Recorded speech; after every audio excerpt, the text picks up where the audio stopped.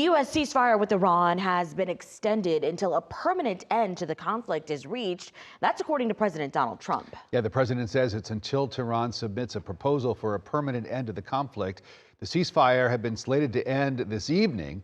A U.S. delegation led by Vice President J.D. Vance and other top U.S. officials was expected to travel to Pakistan. Meantime, one expert worries if negotiations between the U.S. and Iran collapse, the Israel-Lebanon ceasefire could also be at risk. The Lebanon ceasefire and the Iran ceasefire run separate but parallel. Certainly, the lack of progress on one will impede progress on the other. The U.S. naval blockade of Iranian ports will continue, according to President Trump. Iran's foreign minister says they consider that an act of war, and they say that it violates the ceasefire.